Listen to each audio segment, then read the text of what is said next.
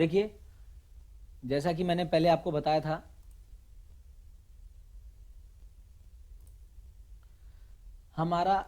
हम anatomy and physiology कर रहे हैं, जिसमें हमने सिस्टम बाय सिस्टम पढ़ने की शुरुआत की है।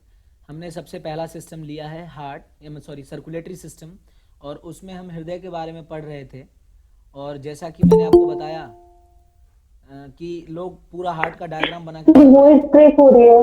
हाँ, वॉइस सर रिकॉर्डिंग चालू कर दीजिएगा, वॉइस क्योंकि ब्रेक हो रही है ना बीच रिकॉर्डिंग बीच में चालू कर सर। दी। मेरी वॉइस ब्रेक हो रही है क्या सबके पास? नहीं हाँ सर, जी भाई, ब्रेक नहीं हो रही नहीं हो हो रही रही है है। सर। Yes sir. अरे भाई फाइबर लग रहा है, मेरी भी हो रही है। सर क्लियर है। चलो कोई नहीं। सर आज थोड़ा सा नेटवर्क इशू है सर, थोड़ा सा हो हाँ रही जी भाई सर। जी, हो रही है। भाई। चलिए पूरी ठीक है। प्रॉपर नहीं है, अच्छा, बिल्कुल हल्की आ रही है सर, अब माइनर। सुनो सुनो भैया सुनो। मेरी वॉइस किसी को सुनाई दे रही हो चाहे ना दे रही हो, अभी तो कल्पना करना शुरू करना है आपको, इमेजिन। क्योंकि ये मैं आपको जो बता रहा हूँ अभी 10 मिनट जो बताने जा रहा हूँ, ये रिवाइज करा रहा हूँ मैं। हाँ मेरे जी, एक पेन को ठीक है। देखते जाइए, इमेजिन करते जाइए। ठीक है, तो मैंने आपको बताया यस कि सर। मैं नॉर्मली हार्ट को इस तरीके से बना करके और तब समझाने की शुरुआत करता हूँ। ये मेरा हृदय है, और ये इसके 4 चैम्बर बना दिए मैंने। इस 4 चैम्बर में ऊपर का जो चैम्बर होता है, ये इस तरफ होता है लेफ्ट चैम्बर, और इस तरफ होता है राइट चैम्बर। और ऊपर के चैम्बर को हम बोलते हैं राइट एट्रियम यानी कि RA, और ये लेफ्ट वेंट्रिकल यानी कि LV। ऐसे ही ये लेफ्ट एट्रियम और ये लेफ्ट वेंट्रिकल। इतना बता दिया था आपको। उसके बाद मैंने आपको बताया कि ये जो बीच का जो हिस्सा है, जो कि ये जो बीच में जो आपको हिस्सा नज़र आ रहा है, ये ये कहलाता है सेप्टम। फिर आपको बता दिया था कि इस जगह पर जो आप देख रहे हैं,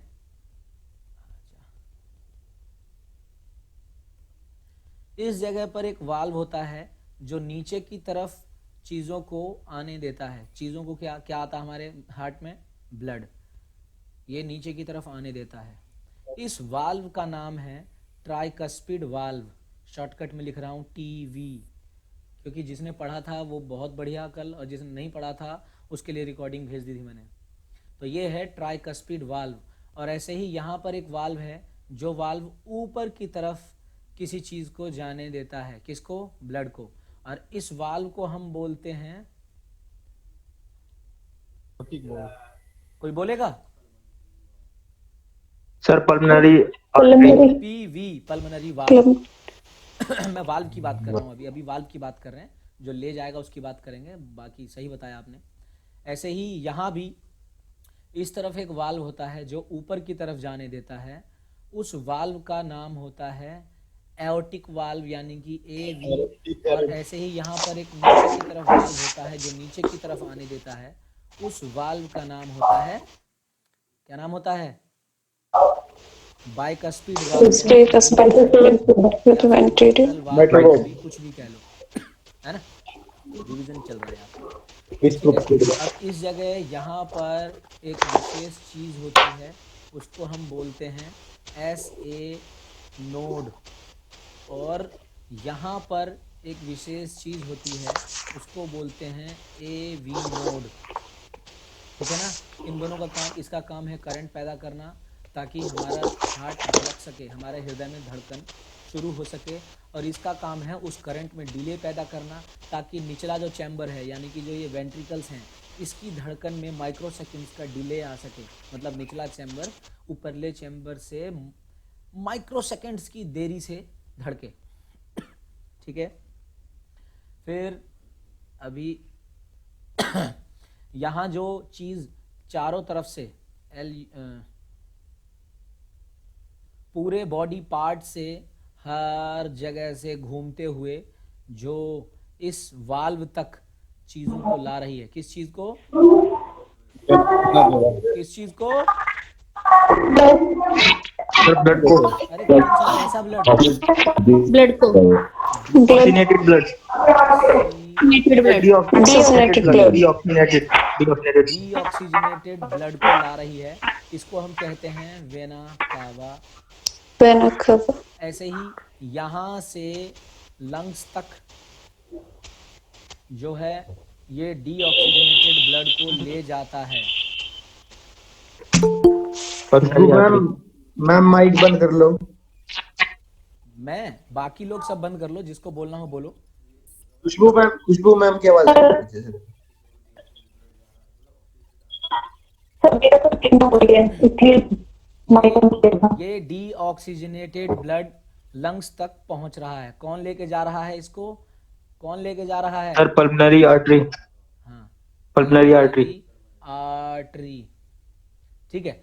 ऐसे ही लंग्स से यहाँ तक जो लेके आ रहा है उसको हम बोलते हैं pulmonary vein. Pulmonary when. When. और ऐसे ही यहाँ से सारे शरीर तक जो लेके जा रहा है, लास्ट में मैं दिल का ही आकार बना के छोड़ूंगा। उसको बोलते हैं एओर्टा। ये मोटे मोटे तौर पर आपको हमने बता दिया था। और ये आपको अब कंफर्म हो जाना चाहिए दिमाग में। बिल्कुल आंख बंद करना है, ड्रॉ करना है। जो नहीं ड्रॉ कर पा रहा और जो नहीं ड्रॉ करने की कोशिश कर रहा, वो नौकरी के सपने छोड़ दो। आर या पार, मेरे पढ़ाए हुए में 100% एक्स्ट्रा जोड़ दो, पर 1% की भी कमी मत करो।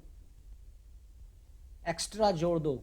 पढ़ सकते हो एक्स्ट्रा पढ़ लो, पर एक्स्ट्रा तभी पढ़ना जब मेरा पढ़ा हुआ बिल्कुल कंठस्थ हो जाए, ताकि आंख बंद करके कॉपी पर, बोर्ड पर ये ड्रॉ कर सको। तो इतना हमने कल पढ़ लिया था। मैंने आपको एक चीज और बता दी थी कि हमारे शरीर में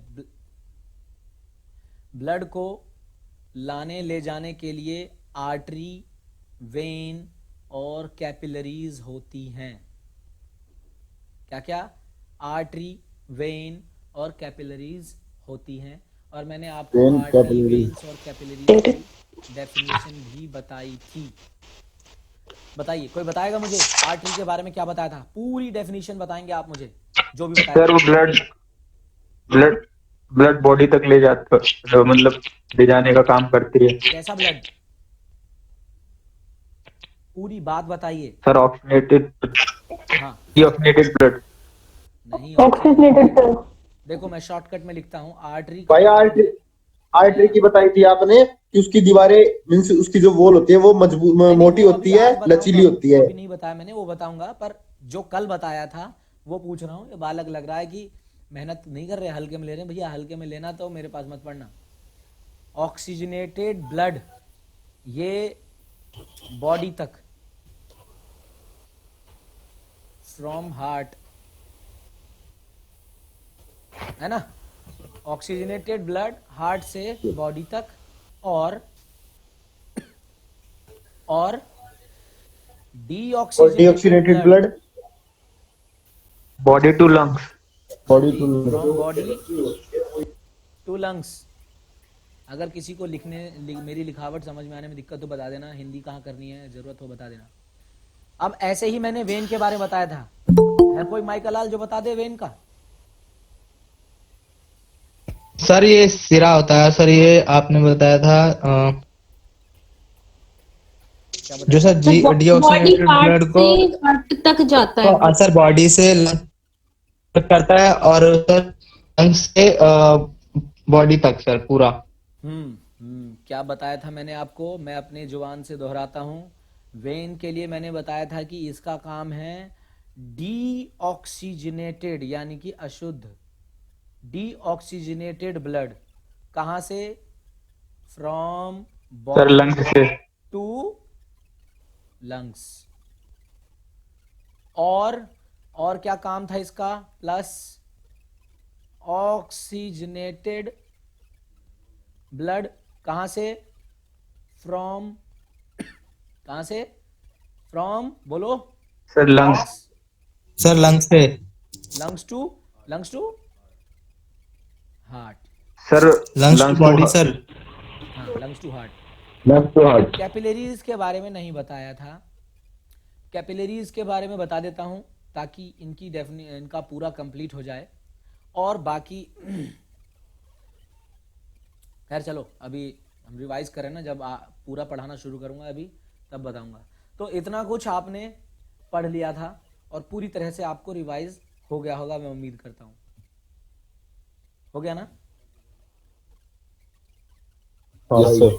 अब किसी जी को सर। पूछूंगा, बता देगा। Yes sir. धनु प्रीति मैडम, नहीं दुहान, प्रीति दुहान। अच्छा। तो मैडम बताइए, अब आप बता दीजिए मुझे, उस उस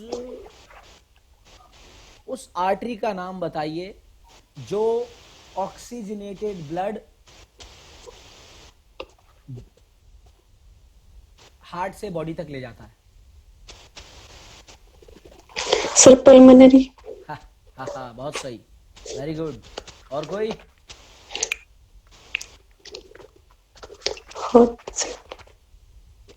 उस आर्टरी का नाम बताइए जो सर ऑक्सीजनेटेड ब्लड आप हार्ट से बॉडी तक ले जाता है। Sir sir aorta। Iota. Aorta. आया था। तो मैडम आयोटा पल्मोनरी में सर। कैसे चली गई? Aorta sir. Sorry sir. अभी सॉरी बिल्कुल सर। कंफ्यूजन नहीं होना है, बड़ा फेवरेट बन जाता है ये एग्जाम वालों का। जाने कितनी बार ऐसा क्वेश्चन पूछ रखा है, काहे को कंफ्यूज हो रहे हैं? चलो विवेक सर बताएंगे। Pulmonary well. हाँ विवेक सर बताएंगे। उस उस आर्टरी का नाम बताइए जो डीऑक्सीजनेटेड ब्लड हार्ट से ले जाता है। विवेक सर जल्दी, जो डीऑक्सीजनेटेड ब्लड हार्ट से ले जाता है। धनुष पाल, उस आर्टरी का नाम बताइए जो डीऑक्सीजनेटेड ब्लड हार्ट से ले जाता है।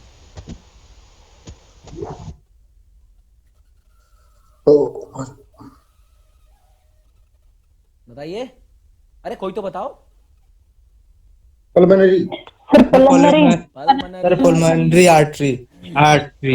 भाई ये मूक दर्शक क्यों बनते हैं लोग जो तय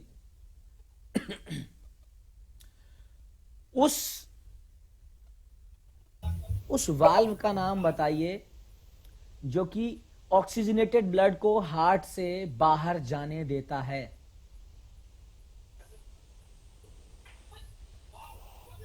भाई बाहर कहाँ, हेड से बॉडी? हार्ट से Tricuspid बाहर valve। जाने देता है। Aortic valve, aortic valve sir. क्या? सर हेड से हेड से हेड जाने हेड टू देता तो बॉडी। tricuspid। तो भाई अवनीत आयोटिक बताओ, वॉल्व आएगा। अवनीत सर बताओ। Aortic valve sir, aortic valve. हाँ वो तो aortic बाइकस्पिड वॉल्व जो बता रहा है, वो ट्राइकस्पिड वॉल्व वो तो अंदर आता है सर। नहीं नहीं, एओर्टिक वॉल्व में अंदर क्यों आता है? एओर्टिक वॉल्व से बाहर जाता है। हेड से बॉडी जाएगा भाई। हाँ हाँ, हार्ट से बाहर जाता है, कहीं भी जा रहा हो। हाँ जी। ट्राइकस्पिड की बात कर रहा हूँ सर, ट्राइकस्पिड हाँ, की बात। काट पीट दोगे शरीर तो शरीर के बाहर भी जाएगा। जी भाई। उस वाल्व का नाम बताओ, ध्यान ध्यान से सुनना, उस वाल्व का नाम बताओ जो ब्लड को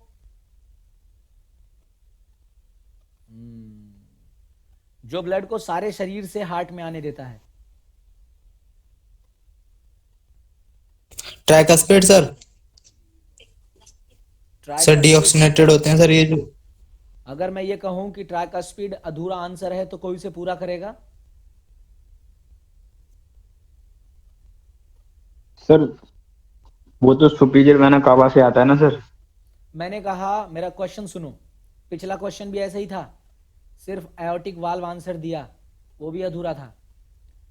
देखो ये जो एग्जामिनिंग बॉडी होती है ना, एरियोवेंट्रिकुलर सर, एरियोवेंट्रिकुलर वॉल्व। सुनिए सुनिए ये जो एग्जाम लेने वाली बॉडीज होती है ना, ये बड़ा खेल खेलती हैं। मेरी लैंग्वेज सुनना, ऐसी ही लैंग्वेज रखती है। उस वाल्व का नाम बताइए जो सारे शरीर से ब्लड को, मतलब सारे शरीर से ब्लड को हार्ट में आने देती है। सिर्फ इतना अगर जवाब दिया, इतना प्रश्न है तो इसके दो वाल्व नाम होंगे। एक वो जो सारे शरीर से आ रहा है यानी कि ट्राइकस्पिड वाल्व, और एक जो लंग्स से आ रहा है यानी कि कौन सा? Bicuspid valve. दोनों ही बाइकस्पिड ये वाल्व। दोनों ही शरीर से ये दोनों ही शरीर से हार्ट में आने देते हैं। पर अगर मैं यही क्वेश्चन में बोल देता कि उस वाल्व का नाम बताइए जो सारे शरीर से खून को हृदय में आने देता है एक्सेप्ट लंग्स, लास्ट में लिख देते हैं, सिर्फ लास्ट में एक शब्द डाल देंगे, एक्सेप्ट लंग्स, बाइकस्पीड तो वॉल्व। अब वहां पर आंसर एक हो जाएगा, क्योंकि फिर वो 4 ऑप्शन होता है भाई। 4 ऑप्शन में ट्राइकस्पिड वाल्व, बाइकस्पिड वाल्व, ए और बी दोनों, इनमें से कोई नहीं, ऐसा डाल देंगे। Bicuspid valve. फटाक से आंसर ट्राइकस्पिड पे लगा के और कूद के निकल लेंगे लोग। लेकिन आपको ध्यान देना है, एक्सेप्ट बोला है कि नहीं, क्या कहा है क्या नहीं, है ना। ठीक है ना। Yes sir. Yes sir. चलिए, एक खास बात और बता दूं मैं आपको यस सर। कि ये जो दोनों वाल्व हैं, ये वाला पल्मनरी वाल्व और ये वाला एओर्टिक वाल्व, इन दोनों वाल्व्स का एक खास नाम होता है और इसे कहते हैं सेमी लूनर वाल्व। सेमी मतलब आधा, लूनर मतलब चांद वाल्व, आधे चांद की तरह यह वाल्व होता है, इसीलिए इसका नाम सेमी लूनर वाल्व है। ट्राइकस्पिड वाल्व का नाम ट्राइकस्पिड क्यों है? क्योंकि उसमें 3 दीवारें, 3 कपाट होते हैं। बाइकस्पिड का नाम बाइकस्पिड है, उसमें 2 कपाट होता है। और इन दोनों का नाम है सेमी लूनर, क्योंकि आधे चांद की तरह इनका आकार होता है। Is everything clear to everyone? Yes sir. Yes sir. Yes sir. Yes sir. Okay, now we must move forward. अभी मैंने आपको हार्ट का एक सारा कुछ बता दिया कि भाई हार्ट में ये होता है, यहाँ से ऐसे ऐसे आता है, यहाँ से ऐसे वैसे जाता है। अभी आपको क्या जानना है? ब्लड के बारे में, है ना।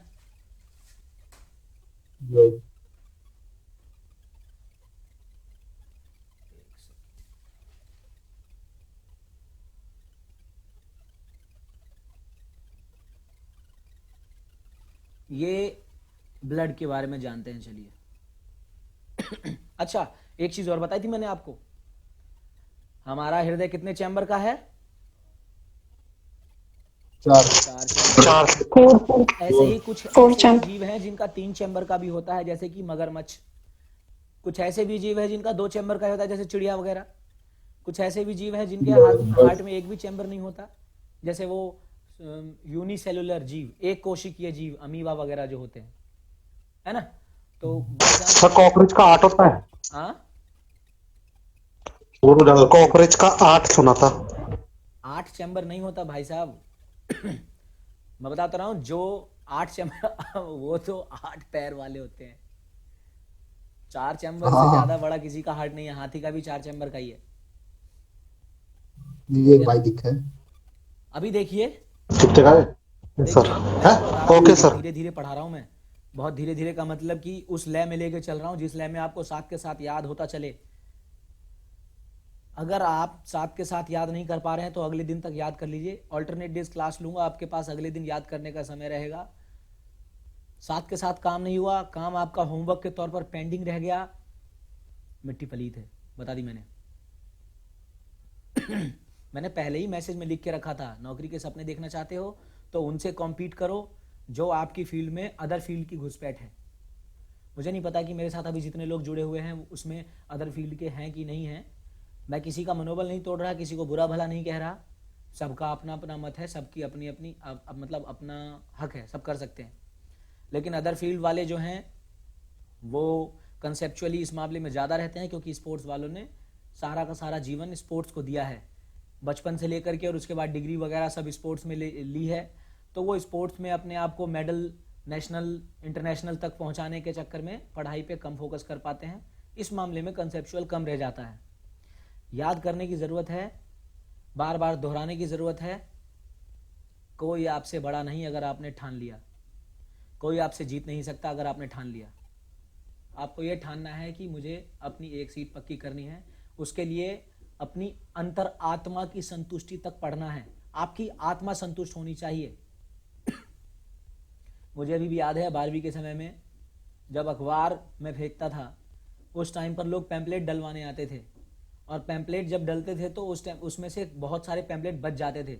ऐसे पैम्पलेट मतलब पैम्पलेट के पीछे बहुत सारे पैम्पलेट ऐसे होते थे जिसमें आगे पीछे दोनों तरफ लिखा होता था, लेकिन कुछ पैम्पलेट ऐसे होते थे जिसमें सिर्फ एक तरफ लिखा होता था, एक तरफ नहीं। ऐसे पैम्पलेट्स इकट्ठे हो जाते थे और मैं ठोक के उनकी कॉपी बना देता था। लास्ट के 3 महीने में मैंने पढ़ना शुरू करा था। काम के चक्कर में पूरी 12वीं मैंने पढ़ा, 11वीं तो ऐसे ही बीती, वरना मैं भी 10वीं तक का मास्टर ना होता। मैं भी 11वीं 12वीं में किसी एक सब्जेक्ट को ठोक बजा कर रहा था, पर ये मेरी डेस्टिनी बन गई, क्योंकि अगर मैं 11वीं बहुत बेहतरीन कर लेता तो मैं अदर ही फील्ड में होता। 12वीं में पूरा साल ख़राब होने के बाद लास्ट के 3 महीने यानी कि दिसंबर जनवरी फरवरी स्कूल से परमिशन ली, चोट वोट का कुछ ऐसा बहाना सा बनाया। एक हफ्ते में, आप याद रख सुनना मेरी बात, एक हफ्ते में 50 किलो लिख के कबाड़ में बेच आता था मैं पैम्पलेट्स। और वो इतने सारे, भाई साहब कुछ करना है सिर्फ एक हफ्ते। प्री बोर्ड जब हुआ 0/0 बैठा और उठ के चलाया, क्योंकि मैंने कुछ नहीं पढ़ा था। एक हफ्ते 70% मार्क्स के लिए मेरे, और वो भी पीसीएम में, फिजिक्स केमिस्ट्री मैथ 70%। कर सकते हैं आप, कोई भी कर सकता है, ठान ले तो। जिस दिन पूरा दिन पढ़ लिया 12 घंटे, उस दिन रात को ज्यादा सो लिया। जिस दिन रात को थोड़ा ज्यादा सो लिया, उस दिन मतलब जिस दिन दिन को थोड़ा सो लिया, उस दिन रात को पूरा पढ़ लिया। तो आपको देखना है कि आपको कैसे करना है दिन रात एक। बहुत समय है, 4 महीना, 6 महीना, 1 साल, तब तक लगे रहिए जब तक कि सफल नहीं हो जाते। हाँ, मनोबल टूटेगा, लगातार लगे रहना भी बहुत मुश्किल है, लगातार लगे भी नहीं रह पाएंगे आप। बीच में मनोबल टूटेगा, सब कुछ छूटेगा, फिर दोबारा से मनोबल बनाने को हम बैठे हैं, और भी हैं दोस्त हैं, मनोबल बनाइए, दोबारा से लगिए, तब तक थैंक्स सर। है ना। जी सर। ब्लड, हाँ जी सर। जी सर। ब्लड में आपको कौन कौन सी चीजें जाननी है? RBC, WBC, platelets.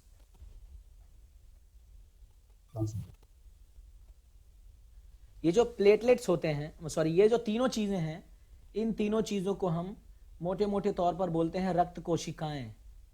ब्लड, कार्पस्कल्स। क्या बोलते हैं? प्लाज्मा नहीं ऐड करेंगे भाई? हाँ जी भाई प्लाज्मा छोड़ देंगे? हेलो भैया, आवाज आ रही है? आवाज आ रही है भाई? हाँ आ रही है। आ रही है सर, आ रही है आवाज। हाँ, प्लाज्मा ऐड नहीं करेंगे इसमें? नहीं भैया बाकी रखेंगे? जिसका किसी का माइक चल रहा हो बंद कर लो भैया, कहीं और बात कर रहे हो तो। ब्लड कॉर्पस्कल्स, आरबीसी, डब्ल्यूबीसी, प्लेटलेट्स, यानी कि रक्त कोशिका की अगर बात की जाए तो सिर्फ आरबीसी, डब्ल्यूबीसी, प्लेटलेट्स आते हैं, प्लाज्मा को उसमें मत गिनना, समझे? ये ठीक है भाई, एक, यही पूछ रहा था मैं। ये 2, ये 3, ये तीनों ब्लड कॉर्पस्कल्स होते हैं, प्लाज्मा को उसमें मत गिनना। प्लाज्मा लिक्विड है, उसी के अंदर ये सब कुछ तैर रहा है, ठीक है ना। ठीक है भाई। आरबीसी, हाँ, आरबीसी, इसकी सबसे खास बात, मतलब इसके बारे में कुछ जानिए। आरबीसी के अंदर होते हैं एंटीजेंस। पहले तो ये जान लीजिए कि ये जो हमारा आरबीसी है, आरबीसी को हम बोलते हैं रेड ब्लड कॉर्पस्कल्स, डब्ल्यूबीसी को हम बोलते हैं वाइट ब्लड कॉर्पस्कल्स, ठीक है। अच्छा, ये जो आरबीसी है, इसको हम एक और नाम से जानते हैं, साइंटिफिक नेम, क्योंकि ये भी आ सकता है ल्यूकोसाइट्स, सॉरी एरिथ्रोसाइट्स। भाई हाँ, ल्यूकोसाइट तो डब्ल्यूबीसी होगा ना? हाँ, एरिथ्रोसाइट्स, एरिथ्रोसाइट्स इसको बोलते हैं। सर ये थ्रोम्बोसाइट एरिथ्रोसाइट। नहीं है? अभी बता रहा हूं सर, इसको बोलते हैं एरिथ्रोसाइट्स, और इसको बोलते हैं ल्यूकोसाइट्स, और इसको बोलते हैं थ्रोम्बोसाइट। थर्माइसाइड। थ्रोम्बोसाइट्स,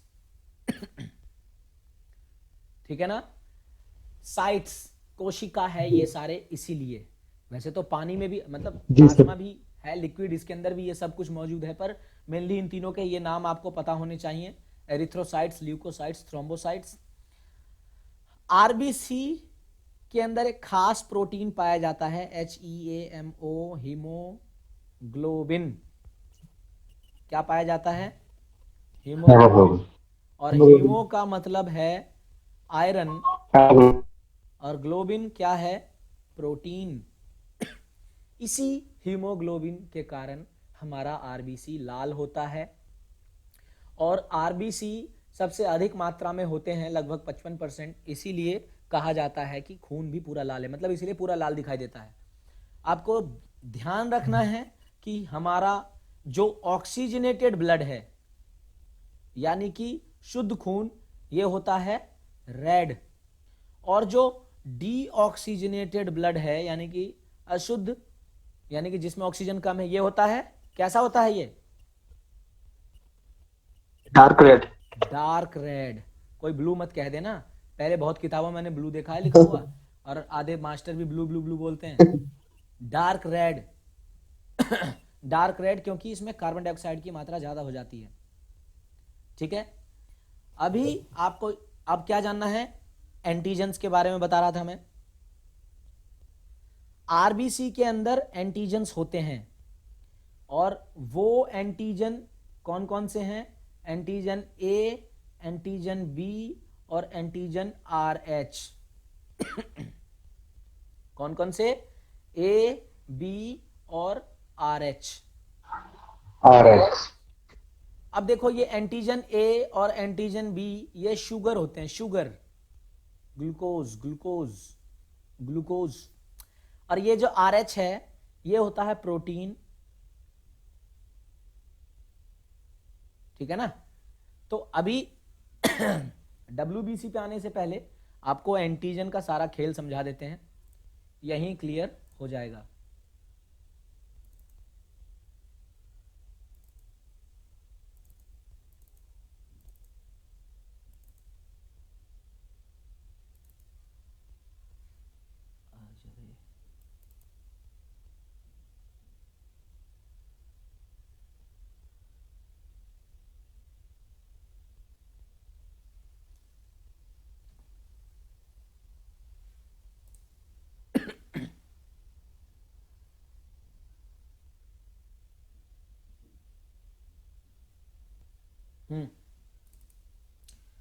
देखिए, क्या जानना है आपको एंटीजन्स के बारे में?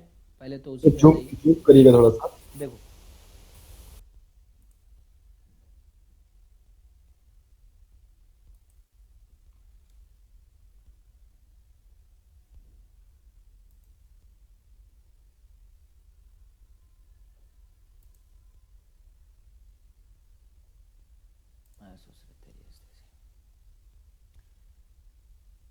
ए, मैंने आपको कहा कि ए होता है, बी होता है और RH होता है। अभी इन तीनों एंटीजन्स की एक्सक्यूज मी सर, बोलो। एक्सक्यूज मी सर, सर थोड़ा सा जूम कर लीजिएगा, ये जो आपने स्लाइड शो किया है सर। स्क्रीन स्निप करने के बाद ये जूम करने का ऑप्शन मैंने चेक करके देखा नहीं। नहीं नहीं, मैं लिख रहा हूं ना, आप उसे मत पढ़िए जो लिखा हुआ है, आप मेरे लिखे हुए को पढ़िए ना।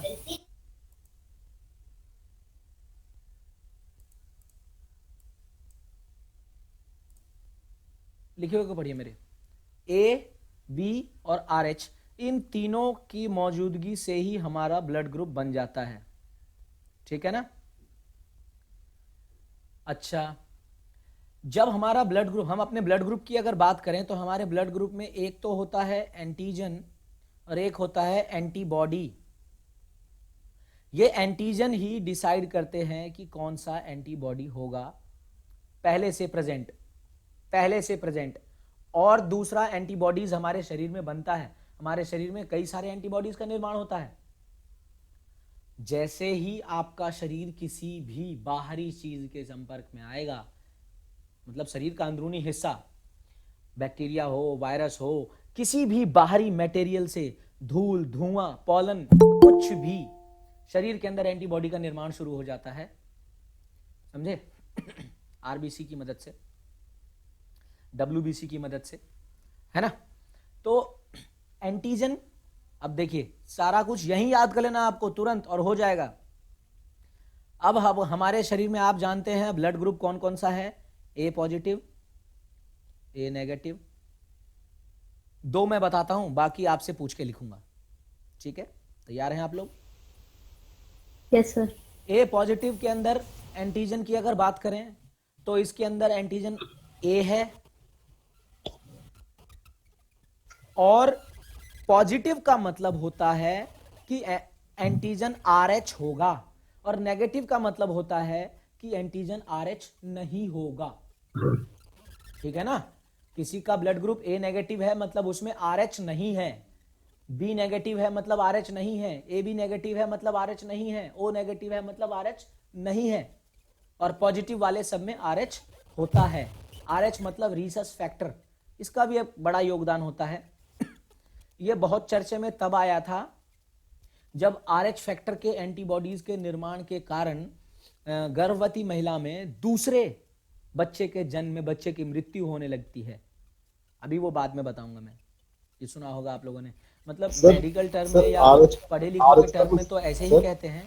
गांव देहात में सुना होगा कि भाई इसका इस मतलब किसी भी लेडी के लिए कि इसका बच्चा नहीं ठहर रहा या प्रेगनेंसी नहीं हो रही है, पहले में भी बहुत दिक्कत हुई, दूसरा नहीं हो रहा है, ऐसे ऐसे शब्द सुने होंगे। वो RH फैक्टर के कारण भी होता है, और भी के कारण होते हैं, पर RH फैक्टर के कारण भी होता है, वो मैं बता दूंगा आपको। सर तो हाँ सर, RH का आपने बताया प्रोटीन है, तो मतलब RH का कोई फुल फॉर्म भी होगा sir? Rhesus factor, Rhesus, RH मतलब रीसस। सबसे पहले एक बंदर में खोजा गया था, नाम रख दिया गया फिर इसका रीसस, REH, समझ रहे हैं ना? तो REH उसके शब्द में आता है, उसी को RH लिख दिया गया है ऐसे शॉर्टकट में, ठीक है ना? ओके सर, ठीक है जी सर। हाँ जी। Yes sir. अब देखिए ए पॉजिटिव ब्लड ग्रुप है किसी का, ए पॉजिटिव ब्लड ग्रुप है मतलब इसके अंदर एंटीजन क्या है? ए, और एंटीजन क्या है? RH। और जो एंटीजन होता है उसको छोड़ के बाकी एंटीबॉडीज होते हैं।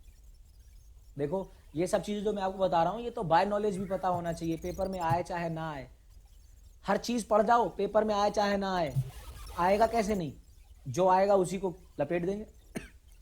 अब देखो ए और RH हो गया तो बचा क्या? मैंने आपको 3 ही बताए हैं, समझे? क्या बताए हैं? 3 बताए हैं। उन 3 में से जो एंटीबॉडी हो गया ABRH, हाँ ABRH, ए बी और RH, यही 3 बताए हैं। अब उन तीनों में से जो एंटीजन में आ गया उसको छोड़ के बाकी एंटीबॉडी, यानी कि इसके अंदर एंटीबॉडी होगा बी, ठीक है? B, यही लिखा है, ए पॉजिटिव में एंटीजन ए और antibody B. Antibody in plasma, antibody का निर्माण चाहे कहीं भी हो, वो घूमते प्लाज्मा में ही है। खैर घूमते तो सब कुछ प्लाज्मा में ही है, पर एंटीबॉडी की उपस्थिति आप कहेंगे प्लाज्मा में, कोई पूछे तो। अभी ए नेगेटिव की बात करते हैं। ए नेगेटिव का मतलब इसमें एंटीजन ए तो है पर RH बोलो नहीं है सर, RH नहीं है। RH नहीं है। तो एंटीबॉडी क्या होगा? एंटीबॉडी है। एंटीबॉडी बी होगा और एंटीबॉडी B और RH, ठीक है ना? B और RH। हाँ जी। अब ऐसे ही बी पॉजिटिव की बात करें, बी नेगेटिव की बात करें, बी पॉजिटिव की बात करेंगे तो कोई बताएं जरा, कोई मैडम? बी पॉजिटिव मतलब इसके अंदर एंटीजन क्या होगा? बी और अरे B, बी होगा, B और RH, और A, एंटीबॉडी क्या होगा? A, ए, ऐसे ही बी नेगेटिव में एंटीजन बी और कुछ नहीं, और एंटीबॉडी RH नहीं होगा, ए होगा एंटीबॉडी। A और RH। अब आती है बात ए और RH एंटीबॉडी। पॉजिटिव और ए बी नेगेटिव की। ए बी पॉजिटिव में क्या होगा? एंटीजन A और B एंटीजन ए और बी होगा, और RH, एंटीबॉडी कोई भी नहीं होगी। हाँ एंटीजन बी होगा और एंटीजन RH होगा सर। और RH, एंटीबॉडीज कोई भी नहीं होगा। ठीक है ना? यस अब सर। ऐसे ही ए बी नेगेटिव, इसके अंदर ए बी है, एंटीजन होगा और आर एच और एंटीबॉडीज होगा। एंटीबॉडी में RH है। Yes sir. अभी देखो कोई महिला है AB पॉजिटिव, उसके अंदर ये सब कुछ मौजूद है। एंटीजन में A है, B है, RH है, एंटीबॉडी में नहीं है, है ना। चल पहले पूरा जी भाई। ये उसके बाद अच्छा O negative sorry O positive O negative की बात करें, एंटीजन एंटीबॉडी। अभी O पॉजिटिव में क्या होगा एंटीजन, बोलो कोई। क्या सर? सिर्फ RH, लेकिन आर एच होगा। हाँ बस, क्योंकि A तो होगा ही नहीं, B भी होगा ही नहीं, और एंटीबॉडी में इसके अंदर A भी होगा, B और बस A भी थोड़ी होता है कुछ भी। O नेगेटिव का मतलब इसके अंदर एंटीजन क्या होगा, नील, कुछ नहीं, और एंटीबॉडी में हाँ A जी। B B R H. RH सब कुछ, ठीक है ना। Yes sir. अब अगर आपसे कोई पूछे यस सर। कि यूनिवर्सल डोनर जो सबको दे सके, अब देखो A पॉजिटिव वाला, सुनिए, O नेगेटिव। हाँ सुनो, ब्लड देने की अगर बात की जाए और ब्लड लेने की बात की जाए तो वही ब्लड दिया जा मतलब उसी को दे सकते हैं जिससे आपका एंटीजन मैच करे, ठीक है ना। एक बार RH को थोड़ा कम कंसीडर करते हैं। कुछ ऐसे केस हैं, कुछ ऐसी बीमारी है जैसे डायरेक्ट टू डायरेक्ट चढ़ाना हो, किसी कंडीशन में कोई पेशेंट को डायरेक्ट टू डायरेक्ट चढ़ाना हो तो उसका पॉजिटिव नेगेटिव सब देख करके चढ़ाते हैं। लेकिन अगर डायरेक्ट टू डायरेक्ट ना चढ़ाना हो तो कोशिश करते हैं कि सेम ब्लड ग्रुप मिल जाए, मतलब A पॉजिटिव या A नेगेटिव को इतना ना देख के सिर्फ A है अगर तो मिल जाए, B है तो AB है तो। डायरेक्ट टू डायरेक्ट ट्रांसफ्यूजन है तो पूरा का पूरा पॉजिटिव नेगेटिव सब देखना पड़ता है। अभी अब बताओ A वाला किस किस को दे सकता है, A पॉजिटिव वाला किस किस को दे सकता है। अब सुनो, मैं आपसे पूछता हूं, डायरेक्ट ट्रांसफर की बात है, A पॉजिटिव वाला A नेगेटिव को दे सकता है कि नहीं, जल्दी बोलो। नहीं। नहीं दे सकता। नहीं दे सकता क्योंकि नहीं सर। ये पॉजिटिव बी पॉजिटिव को दे देता सर। है ना। A पॉजिटिव वाला किस किस को दे सकता है, ए बी पॉजिटिव को दे सकता है। AB पॉजिटिव को दे सकता बी है। बी पॉजिटिव को भी दे सकता है। B पॉजिटिव कैसे देगा, मर जाएगा वो, क्या मर जाएगा भाई। मर जाएगा वो। हाँ मर जाएगा। भैया A और B एंटीजन कैसे, भाई A पॉजिटिव वाला B पॉजिटिव वाले को अगर दे देगा तो भैया ये तो मिसमैच हो जाएगा एंटीजन, उसके अंदर तो है बिल्कुल ही सारा का सारा, उसके अंदर एंटीबॉडी है, A मार देगा, उसका खुद का खून उसके सारे खून भाई को जमा देगा, मर जाएगा वो भाई। A बी पॉजिटिव को दे देगा, समझे। अब चलो सोचो, B पॉजिटिव वाला किसको ए भी पॉजिटिव को दे सकते सर। B पॉजिटिव वाला किस किस को दे सकता है, A बी पॉजिटिव को। B पॉजिटिव वाला दे सकता है AB पॉजिटिव को। B नेगेटिव वाला किस किस को दे सकता है, बी पॉजिटिव को भी दे सकते सर। B नेगेटिव वाला दे सकता है AB पॉजिटिव को और AB नेगेटिव को, और खुद को तो दे ही सकता है। देखो खुद की कंसीडर नहीं कर रहा, मतलब खुद के सेम ब्लड ग्रुप वाले को तो दे ही सकता है। इसीलिए जब यूनिवर्सल डोनर, सर ए नेगेटिव को भी दे सकता है। हाँ जी ए बी पॉजिटिव। बोलो, इसीलिए जब यूनिवर्सल डोनर और यूनिवर्सल रिसीवर की बात की जाती है तो यूनिवर्सल डोनर में कौन आता है, universal receiver sir A B positive O negative. Universal donor मतलब जो सबको दे सके, किसी को भी दे सके, वो है O नेगेटिव, क्योंकि इसके अंदर कोई भी एंटीजन नहीं है, ये किसी के साथ भी फिट बैठ जाएगा। A positive A negative, B positive B negative, AB positive AB negative, किसी के साथ भी फिट बैठ जाएगा। और यूनिवर्सल रिसीवर जो किसी से भी ले A बी पॉजिटिव। वो AB पॉजिटिव, समझे, क्योंकि AB पॉजिटिव वाला किसी से भी ले सकता है क्योंकि उसके अंदर एंटीजन A भी है, B भी है और RH भी है, तो वो किसी से भी ले सकता है। RH भी है ऐसे याद रखने का, ठीक है ना।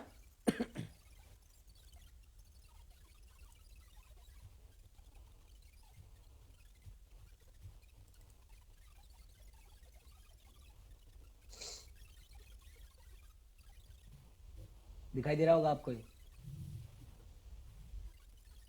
Yes sir. वही चीज जो मैंने सर थोड़ा सा जूम कर दीजिए। वो बाबा रे बाबा, इसको नहीं अभी क्लियर है सर। ले भैया, यूले यूले यूले यूले, अब ठीक है, अब ठीक है। ए पॉजिटिव किस किस को दे सकता है, किस किस से ले सकता है, O positive, B positive, A B positive, ये सारा यहीं आपको सामने दिखाई दे रहा है। ठीक है जी। इसी में एक बात और आती है, वो भी जान लीजिए, क्योंकि एक जगह देखा है ये क्वेश्चन मैंने। ठीक है ना? बस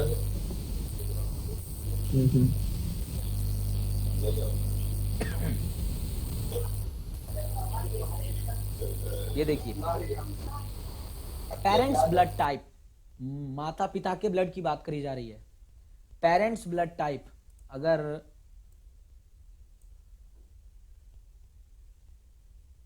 माता पिता में ए और ए दोनों का ए और ए है, तो पॉसिबल चिल्ड्रन क्या हो सकते हैं, इम्पॉसिबल क्या हो सकते हैं? सोचने वाली बात है।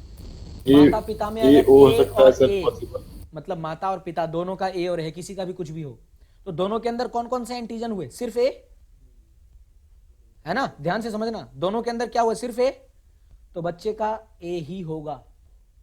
और ओ तो हो ही सकता है क्योंकि ओ में कोई एंटीजन नहीं होता। बी नहीं आएगा कभी, क्योंकि न मां में है बी, न बाप में है बी, तो बी नहीं आएगा कभी, और ए बी भी नहीं आएगा कभी, यानी इम्पॉसिबल में बी और ए बी। समझे क्या? बोलो। जी सर। Yes sir. समझ गए। अब माता पिता में से एक का ए है और एक का बी है, सुभान अल्लाह, एक का ए है और एक का बी है।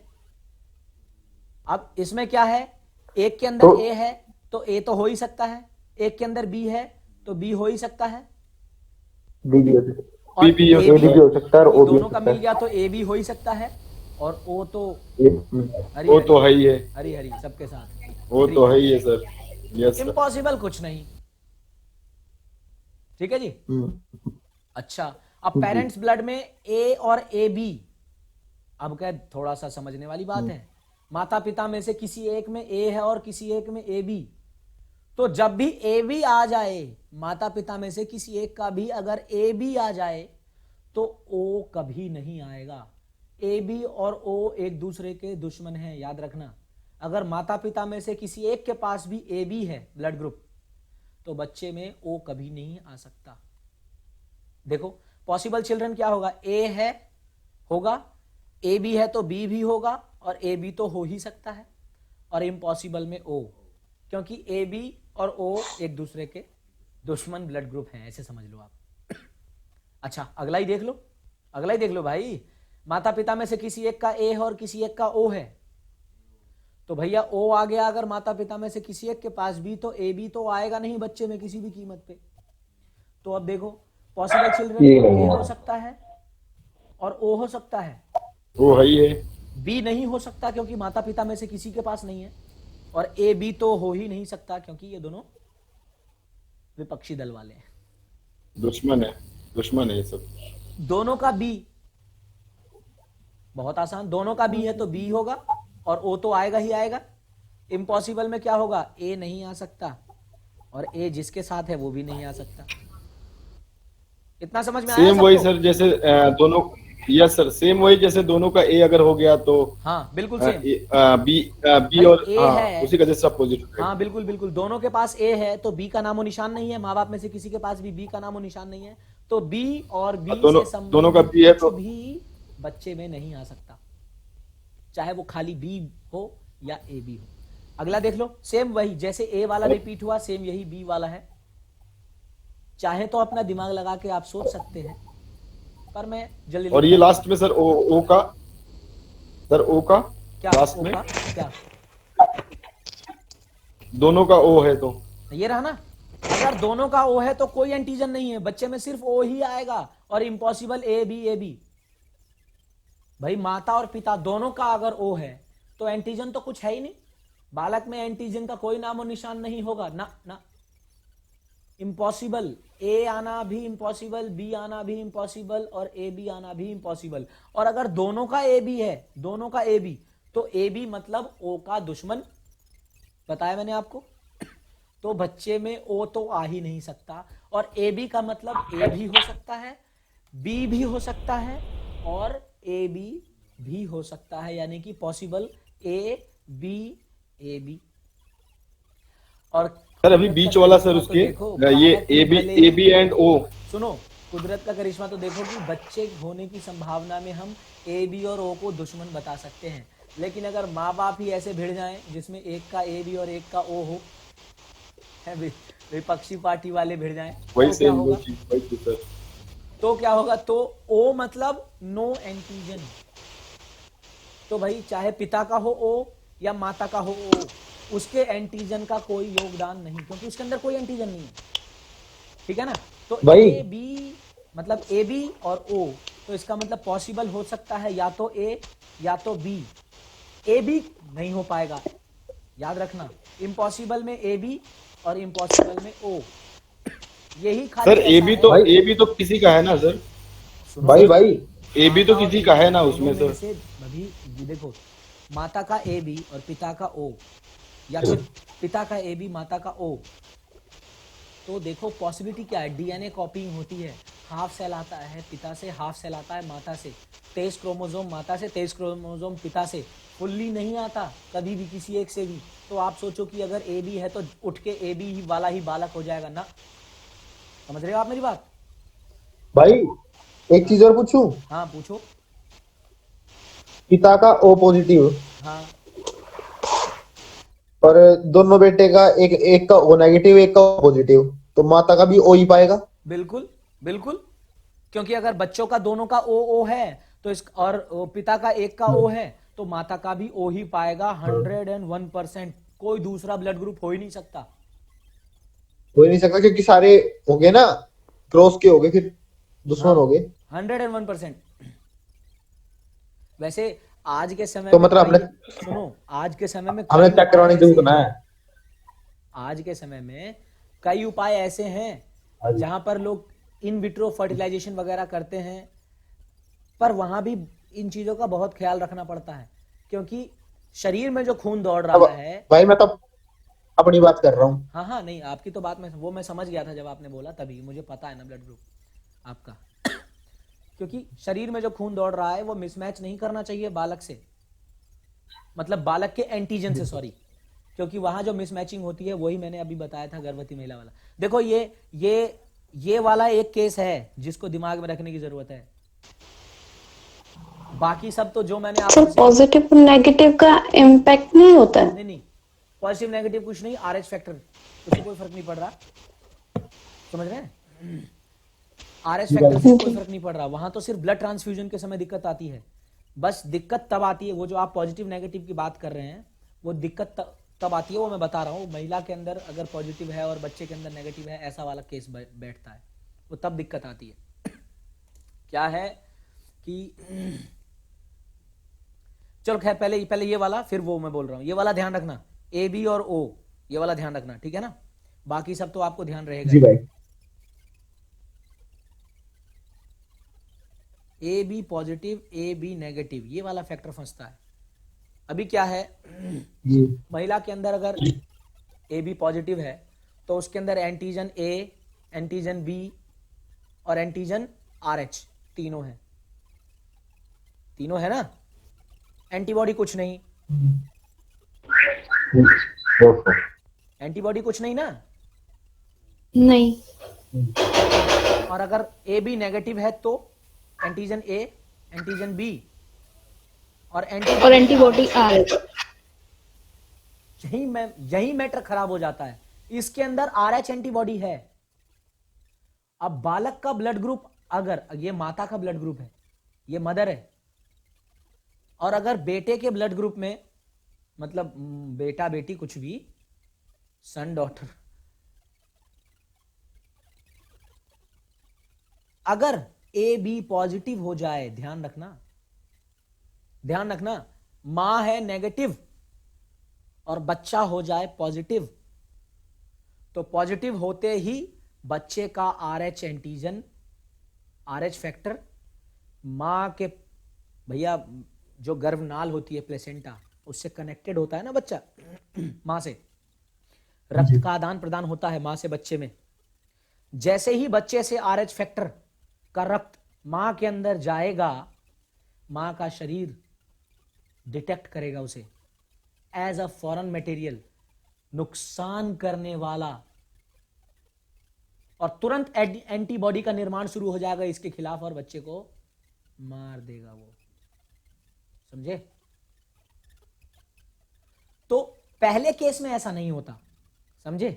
पहले बेबी में ऐसा नहीं होता, क्योंकि पहले बेबी में एंटीबॉडी का निर्माण होता है धीरे धीरे, और मां का शरीर समझता है, एडजस्ट कर पाता है।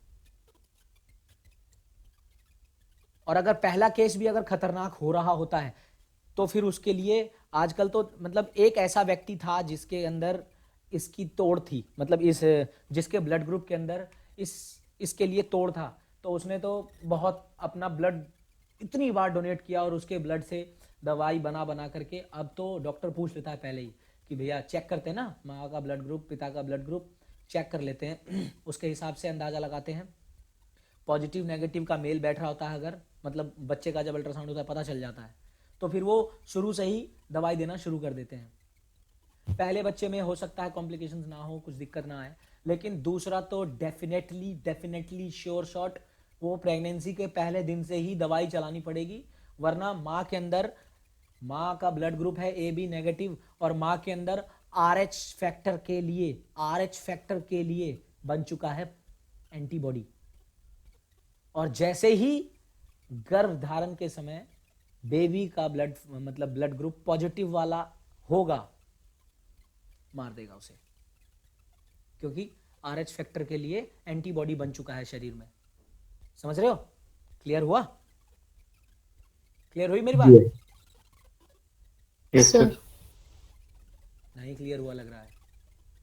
माँ का सर बेबी बर्थ से पहले, सर हाँ नहीं हुआ सर बेबी बर्थ से पहले ही अगर जब डेथ करता है तो क्या यही रीजन होता है क्या सर? नहीं, उसके तो कई रीजन है सर, कई रीजन है। क्रोमोसोम डिसऑर्डर हो गया, प्रीमेच्योर बर्थ हो गया, कई रीजन है। पर ये भी एक रीजन हो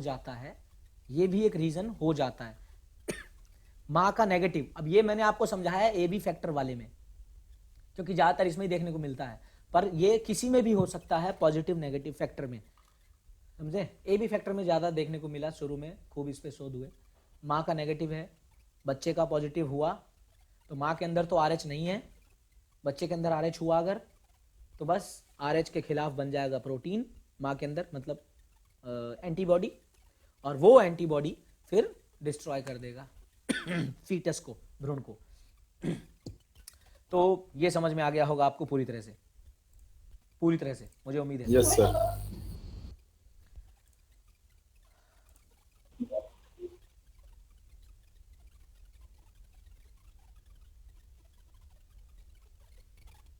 हाँ जी।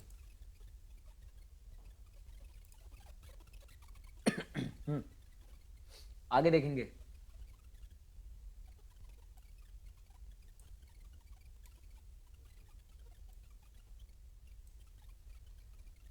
RBC खत्म, अब आइए WBC पे, व्हाइट ब्लड सेल।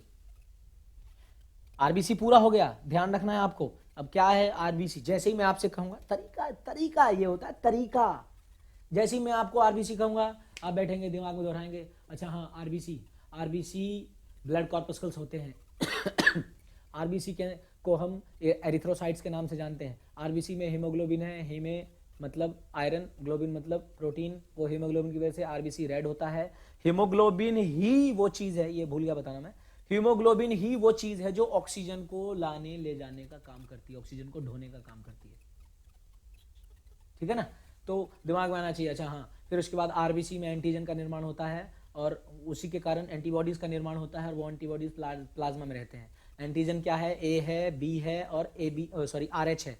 A और B शुगर है, RH प्रोटीन है, और उसी के हिसाब से ब्लड ग्रुप होते हैं, A पॉजिटिव, B पॉजिटिव वगैरह वगैरह। और दिमाग में दोहराते हुए, और फिर एक बार पेज लेना है, पेज पे फटाफट बना लेना है कि ये ब्लड ग्रुप पॉसिबल है, ये चिल्ड्रन पॉसिबल है, ऐसा कुछ। समझे? इतना कर पाए अगर आप, तो आप समझ लो कि आरबीसी का मैटर कभी दिमाग से नहीं निकलेगा। अभी डब्ल्यूबीसी को मैंने कहा ल्यूकोसाइट्स। अच्छा, आपको पता होना चाहिए आरबीसी, डब्ल्यूबीसी और प्लेटलेट्स। भाई ये हाँ जी, भाई ये आपने ये बोला था ना, आरबीसी ऑक्सीजन को लाने ले जाने काम करता है। भाई ये आपने तो पहले जो बताया था वो ये बताया था ना, oxygen oxygen and carbon dioxide दोनों हाँ को ले वो जाने है, लगा, है। पहले ऑक्सीजन आपने सिर्फ एंड ऑक्सीजन के बारे में CO2। जानी है आपको, फिर मैं जी भाई आवाज, जब मैं आपको कार्बन डाइऑक्साइड का टर्म बता रहा हूँ ना, तब मैं आपको बताऊंगा कि कार्बन हाँ डाइऑक्साइड जी को भाई, कौन कौन ढोने में मदद करता है। उस समय मैं बताऊंगा कि थोड़ा बहुत कार्बन डाइऑक्साइड को आरबीसी भी ढोने में मदद करता है ना। अच्छा अच्छा, मैंने कहा मतलब है तो है ना, या इसको काट दूं? नहीं नहीं, सही है भैया, काटना कुछ नहीं है। आरबीसी के अंदर होता है ठीक है, हीमोग्लोबिन, और ये हीमोग्लोबिन ऑक्सीजन को कैरी करता है। ये सिर्फ ठीक है ऑक्सीजन भाई, को ही ठीक है नहीं, वो। प्लस कार्बन डाइऑक्साइड को भी कैरी करता है। पर ऑक्सीजन को किस रूप में कैरी करता है वो याद रखना है। किस रूप में कैरी करता है ऑक्सीजन को? Oxy haemoglobin. ऑक्सी हीमोग्लोबिन, ये हाँ ऑक्सी ऑक्सी हीमोग्लोबिन, हीमोग्लोबिन के रूप में कैरी करता है। अभी देखो, आप सोच जी रहे हो भाई। कि अगर कोई हिंदी वाला हो, ये मत सोचना कि भैया इतने कैड़े कैड़े इंग्लिश में नाम। अरे भैया कुछ नहीं है, भैया कुछ नहीं है, खेल है बस। ऑक्सीजन को कैरी करता है मतलब ऑक्सी, और हीमोग्लोबिन कैरी करता है मतलब हीमोग्लोबिन जुड़ गया, ऑक्सी हीमोग्लोबिन। ऐसे थोड़ी कंधे पे लेके थोड़ी जा रहा ऑक्सीजन, जुड़ता है उसके जी साथ। भाई, ये केमिस्ट्री है, बॉन्डिंग होती है ऑक्सीजन की, हीमोग्लोबिन के साथ बॉन्डिंग होती है, और वो बॉन्ड बन के फिर पूरे खून में दौड़ता है, और जहां जरूरत होता है वहां ऑक्सीजन टूटता है, मतलब ऑक्सीजन निकलता है बॉन्डिंग से और एनर्जी के लिए खर्च होता है, और फिर कार्बन डाइऑक्साइड भी जुड़ता है साथ में, वापस निकलता है। अगर ये आप ध्यान रखना कि ऑक्सी हीमोग्लोबिन की बात ना करूं, अगर मैं कहूं कि कुछ ऐसा भी होता है जिसके कारण, अगर मतलब ऑक्सीजन के अलावा कुछ और आपके शरीर में जाए, तो वो प्राण घातक कैसे होता है। देखो, सबसे ज्यादा प्राण घातक carbon monoxide, CO, carbon monoxide, ठीक है ना। अब ये कार्बन मोनोऑक्साइड क्या है?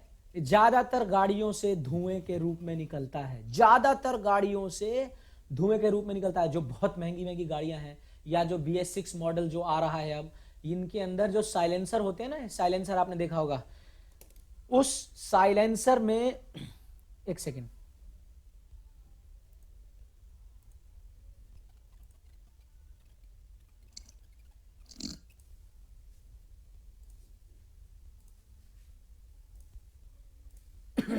कार्बन मोनोऑक्साइड क्या है? मैंने कहा ना, ज्यादातर गाड़ियों से निकलता है ये, पर ये जो नए मॉडल आ रहे हैं, इनके साइलेंसर में स्पेशल एडजॉर्बेंट्स लगे होते हैं जो कि कार्बन मोनोऑक्साइड को कम कम कम करके निकालते हैं। पता, BS6 मॉडल के साइलेंसर भी, गाड़ियों के साइलेंसर भी चोरी हो जाए ना, साइलेंसर भी 10-10 हजार 15-15 हजार में, साइलेंसर भी बड़े महंगे बिकते हैं, चोरी हो जाते हैं तुरंत। जिसका निकालना आसान होता है, खटाक से निकाल के बेच देते हैं, क्योंकि इसके अंदर कैटलिस्ट कन्वर्टर लगे होते हैं जो कि कार्बन मोनोऑक्साइड को कम करते हैं, और वो बहुत महंगे बिकते हैं। अगर ये कार्बन मोनोऑक्साइड आपके शरीर में जाता है, ज्यादा चला जाए अगर आपके शरीर में, तो क्या होगा? ये कार्बन मोनोऑक्साइड ऑक्सीजन को नहीं जुड़ने देगा, और खुद जुड़ जाएगा हीमोग्लोबिन से, और बना देगा कार्बोक्सी हीमोग्लोबिन। क्या बना देगा? Carboxy haemoglobin. और कार्बोक्सी हीमोग्लोबिन बनने पर खून जमने लगेगा इंसान की बॉडी में। तो ये आपको पता होना चाहिए। कार्बन डाइऑक्साइड मतलब हीमोग्लोबिन का काम ऑक्सीजन को ढोना, लेके जाना, और रिटर्निंग में कार्बन डाइऑक्साइड को भी लेके आता है ये कुछ हद तक। WBC पे आ जाइए। WBC यानी कि व्हाइट ब्लड सेल, यानी कि ल्यूकोसाइट्स।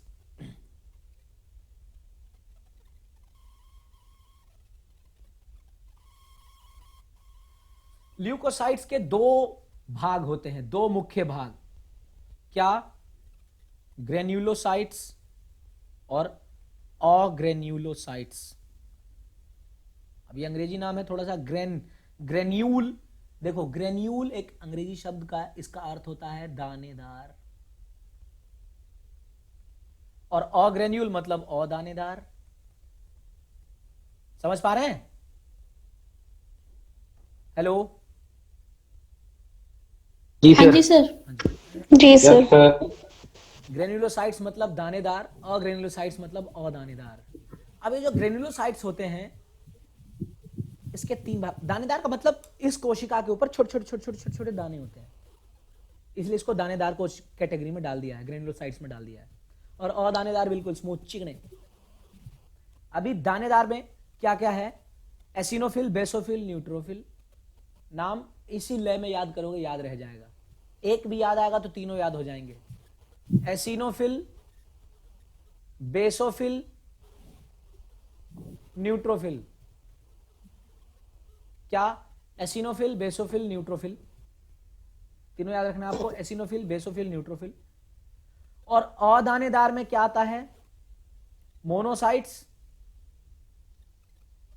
और लिम्फोसाइट्स।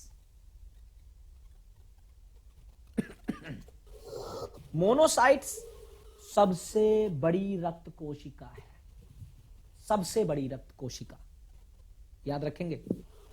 रक्त कोशिकाओं में सबसे बड़ी मोनोसाइट्स। लिम्फोसाइट्स हमारे शरीर में 2 प्रकार के हैं, टी लिम्फोसाइट और बी लिम्फोसाइट। ठीक है जी? टी लिम्फोसाइट और बी लिम्फोसाइट। अब इनके बारे में भी विस्तार से थोड़ा थोड़ा जान ही लेंगे।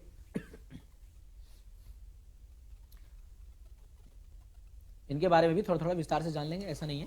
पर पहले अब प्लेटलेट्स, ये कैटेगरी याद रखिए आप, क्लासिफिकेशन याद रखिए। पहले आपको क्लासिफिकेशन याद रखना है इसका, फिर आप जानेंगे इसके काम। क्लासिफिकेशन याद रहेगा। WBC का क्लासिफिकेशन ग्रेन्युलोसाइट्स और अग्रेन्युलोसाइट्स। ठीक है? दानेदार और अदानेदार। Sir granulocytes sir. में एसिनोफिल, बेसोफिल, न्यूट्रोफिल। और अग्रेन्युलोसाइट्स यानी कि अदानेदार में मोनोसाइट्स और लिम्फोसाइट्स। और लिम्फोसाइट मतलब टी लिम्फोसाइट और बी लिम्फोसाइट। ठीक है?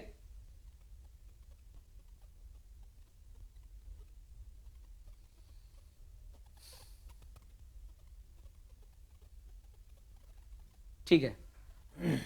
तो अब ये याद रखने वाली चीज, ये ऑक्सी हीमोग्लोबिन क्या है? बोलो, कोई बोलो जल्दी। ये ऑक्सी हीमोग्लोबिन क्या है? सर ऑक्सीजन ले जाता, ऑक्सीजन जो जाता है ऑक्सी उसके साथ, हीमोग्लोबिन। ब्लड के साथ। हाँ, ऑक्सी हीमोग्लोबिन क्या है? वो रूप है जिस रूप में ऑक्सीजन हमारे शरीर में दौड़ रहा है, खून के अंदर, मतलब नसों में दौड़ रहा है ना? ये वो रूप है ऑक्सी हीमोग्लोबिन। और ये तो ऑक्सीजन की बात करी मैंने, ऑक्सीजन की बात, कार्बन डाइऑक्साइड की बात। ऑक्सीजन किस रूप में घूम रहा है हमारे शरीर में? ऑक्सी हीमोग्लोबिन के रूप में। Oxygen haemoglobin. और कार्बन डाइऑक्साइड किस रूप में घूम रहा है? बोलो। Carboxy haemoglobin. कैसी बात कर रहे हो? कार्बोक्सी मत बोल देना, कार्बोक्सी से तो मर जाते हैं लोग। कार्बोक्सी तो ये हो जाएगा ना भाई, मोनो। वो carbon monoxide carbon monoxide. Carboxy haemoglobin. Carbon monoxide. हाँ, वो मत बोल देना। कार्बन डाइऑक्साइड घूमता है कार्ब अमीनो हीमोग्लोबिन। ध्यान रखना, कार्बोक्सी और ये कार्ब अमीनो। अमीनो मतलब वो प्रोटीन की बाइंडिंग होती है इस तरीके से ताकि कार्बन डाइऑक्साइड को ले जा सके। थोड़ा भारी मटेरियल है ना कार्बन डाइऑक्साइड। अब वहां भी है, यहां देख यहां तो खाली हीमोग्लोबिन के प्रोटीन से काम चल जा रहा है, पर यहां पर एक्स्ट्रा अमीनो लिखा है साथ में, कार्ब अमीनो हीमोग्लोबिन। जो ये अमीनो की बात हो रही है, ये वही अमीनो है? हाँ, ये वही अमीनो है, BCAA वाला। और EAA वाला? हाँ, या फिर बाइकार्बोनेट्स। किस किस रूप में? Carbon dioxide. देखो बड़ा, बाइकार्बोनेट्स। मैं जब सारा कुछ पढ़ लेता हूं ना, तो मैं ये उम्मीद करता हूं कि पेपर सिलेबस में से आए और भयंकर मुश्किल आए। लेकिन हाँ, ये बात तो माननी जब पड़ेगी। पेपर लीग से हट जाता है ना, तब ज्यादा मायूसी होती है बच्चों को। और मैं पूरी उम्मीद करता हूं, इस चीज की पूरी उम्मीद करता हूं कि DSSB का अगर अगला पेपर भी होगा वो लीग से हटके होगा। शायद ही कोई बहुत बढ़िया व्यक्ति आ जाए जो लीग से हटके ना जाए, वरना वो लीग से हटके पेपर देगा। क्यों? क्योंकि यहाँ पर बहुत ही अभी ऐसे चर्चा नहीं कर सकते। लेकिन केवीएस का पेपर, एनवीएस का पेपर, राजस्थान का पेपर या यूपी टीजीटी का या यूपी का जो एलटी ग्रेड का पेपर आया है सिलेबस पे आएगा, लीग से हटके नहीं आएगा। और बेहतरीन बढ़िया बढ़िया वाला मुश्किल आए, टीजीटी तो बहुत थर्ड क्लास का, टीजीटी के तो कुछ कहो मत, एलटी ग्रेड वाला आएगा, बढ़िया आएगा, आयोग लेता है उसका पेपर, सिलेबस पे होगा, सिलेबस से हटके नहीं होगा, बढ़िया मुश्किल आएगा, कुछ भी आ सकता है। क्योंकि मुझे अभी भी याद है एलटी ग्रेड वाले में पूछा था कि इनमें से कौन सा अमीनो एसिड नहीं है, और मैं हर बार 19 के 19 अमीनो एसिड वे प्रोटीन के पैकेट पे देखता था और नजरअंदाज मार देता था। पर यह है कि कई बार देखते देखते देखते देखते मुझे याद हो गए थे आइसोल्यूसिन, ल्यूसिन, वैलिन, ये BCA डबल होते हैं, और बाकी वाले भी कि ल्यूसिन और ग्लूटामीन और वगैरह वगैरह, काफ़ी हद तक नज़र में बैठा था, तो वो देख करके लगाना मेरे लिए आसान हो गया। लेकिन अगर सिलेबस से भी आएगा लीग से हटके तो ये सब जानने की बहुत ज़रूरत है, क्योंकि ये सब कुछ हमारे फील्ड में होता है। भाई कोई खिलाड़ी अगर बेहोश हो रहा है, मतलब बहुत ज़्यादा ट्रेनिंग कर ली है उसने, मैंने आपको क्यों कहा कि स्पोर्ट्स ट्रेनिंग शुरू होने से पहले आपको ये पता होना चाहिए, बहुत ज़्यादा ट्रेनिंग कर ली है उसने और अभी वो ट्रेनिंग के कारण बिल्कुल बेहाल हो चुका है, 4 दिनों तक उसके शरीर में दर्द हो रहा है, क्या दिक्कत है भाई? लैक्टिक एसिड बना है उसके शरीर में बहुत ज़्यादा। अभी लैक्टिक एसिड बना है तो लैक्टिक एसिड को तोड़ने के लिए क्या चाहिए? Pure oxygen. जितना बेहतरीन प्योर ऑक्सीजन शरीर में लोगे, कम से कम कार्बन डाइऑक्साइड की मात्रा हो उसमें, मतलब जितना बेहतरीन प्योर ऑक्सीजन लोगे उतनी जल्दी रिकवरी मोड में आ जाएगा शरीर। इसीलिए कई बार खिलाड़ी या फिर पर्वतारोही या ट्रैकिंग करने वाले वो अपने साथ छोटे वाले ऑक्सीजन के कैन रखते हैं, स्प्रे वाले, जिसमें प्योर ऑक्सीजन भरा होता है, O2। तो पता होना चाहिए, दिमाग दौड़ जाए उस जगह तक कि अच्छा हाँ ये कंडीशन है, इस कंडीशन में ये हो सकता है, तो इसका उपाय ये कर सकते हैं हम। पता होना चाहिए उसके लिए सब कुछ। हमारी फील्ड का बंदा जब खड़ा हो जाए तो हमारी फील्ड से कोई हाथ ना लगा पाए। इस लायक पढ़ लो, नौकरी कहीं नहीं जाने की, क्योंकि मैंने देखा है पेपर केवीएस, एनवीएस और ये सब, मतलब चाहे वो राजस्थान का हो, झारखंड का हो, लीग पे आएगा तो ऐसा आएगा कि बस ओवर कॉन्फिडेंस भी क्रिएट कर सकता है सारा पढ़ने के बाद। CO2 किस किस रूप में? कार्ब अमीनो हीमोग्लोबिन के रूप में और बाई कार्बोनेट्स के रूप में, इन दोनों रूपों में ट्रेवल होता है। अच्छा, कभी कभी बहुत ही हम मुश्किल की तरफ जाते हैं, कभी कभी हल्का ही छूट जाता है। एक जैसे सस्ती चीज की RBC में हीमोग्लोबिन की मात्रा कितनी होती है? पुरुषों में 13 से 15, 13 से 15, सॉरी 13 से 16, 11 तो कम मानते हैं पुरुषों में, 13 से 11 से 13 पर ml। हाँ, 11 से 14 फीमेल में, हाँ फीमेल में 11 से 13 या 14 जो कह लो, 11 से 14 14 कुछ भी कह लो, 13 mg और मेल में 16 तक है ना भाई? हाँ, ज्यादा अगर हो जाए 15 पहुंच जाता है ना, 15 हीमोग्लोबिन की मात्रा 15 हो जाती है तो वो ज्यादा गाढ़ा खून हो गया। लोग कहते हैं कि थोड़ा सा एक्सरसाइज करो, एक्टिविटीज करो, हीमोग्लोबिन बहुत ज्यादा भी ठीक नहीं है, 15 से ऊपर चला जाए तो भी ठीक नहीं है। डॉक्टर बोलते हैं 16 अबव हो गया तो भाई बोलते हैं वैसे तो। हाँ, मतलब वही 15-16 पहुंच गया तो आप समझो कि ठीक नहीं है, डाइट में बदलाव करो। वो फिल्मों में ही होता है, डोनेट कर दो, फिल्मों में ही होता है वो कि धर्मेंद्र काट ले और वो मर्द का खून है और वो मिटा रहे हैं। गाढ़ा खून ठीक नहीं है। तो ये बहुत कॉमन है, याद रखेंगे। अच्छा, एक और सबसे कॉमन बात, बहुत कॉमन, जो आप जानते हैं क्या, कि RBC का लाइफ साइकिल 100 से 120 दिन, वैसे हम 120 दिन याद रखते हैं, पर 100 से 120 में लिखा रहता है ना? ठीक है ना? ये तो पता ही होगा सबको, RBC का लाइफ साइकिल पता है कि नहीं? पता है सर।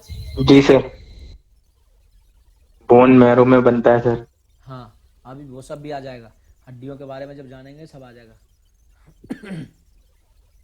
अच्छा,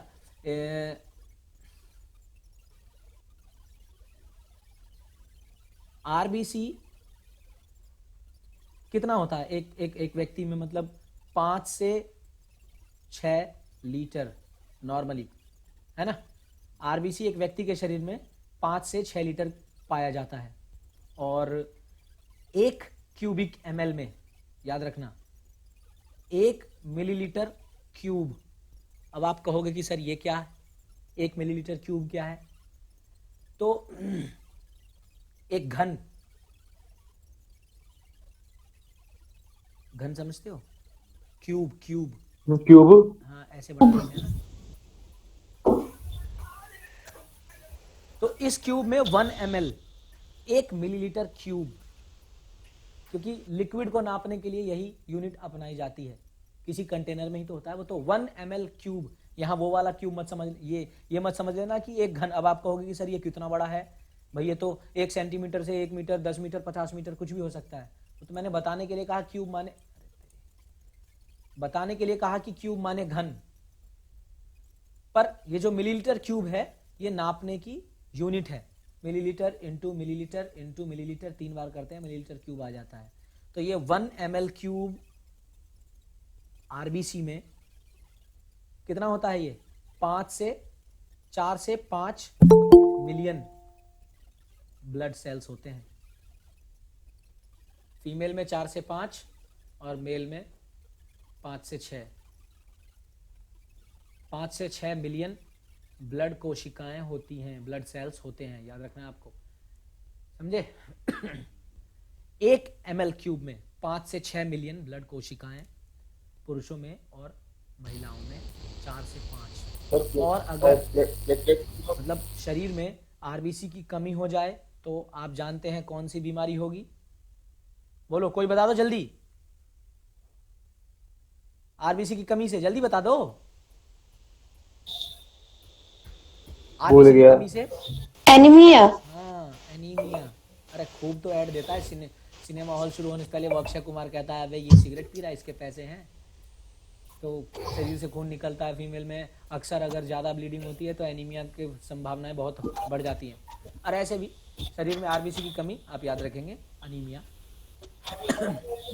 और अगर आरबीसी अधिक हो तो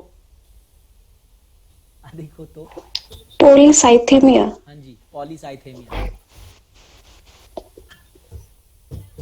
आरबीसी अधिक हो तो उस रोग को पॉलीसाइथेमिया। बहुत ज़्यादा भी गलत, बहुत कम भी गलत, बराबर चलना चाहिए मामला, समान। सब कुछ नियंत्रित। ठीक है, अभी WBC का जो भी मैंने बताया उसके बारे में डिस्क्रिप्शन करना है, ठीक है ना? आज नहीं करेंगे, ठीक है ना? इतना ही आज के लिए। WBC का डिस्क्रिप्शन कल देखेंगे, क्योंकि WBC का डिस्क्रिप्शन करना है, प्लाज्मा का डिस्क्रिप्शन, प्लेटलेट्स का डिस्क्रिप्शन, है ना? फिर उसके बाद अभी तो बहुत लंबा है ये,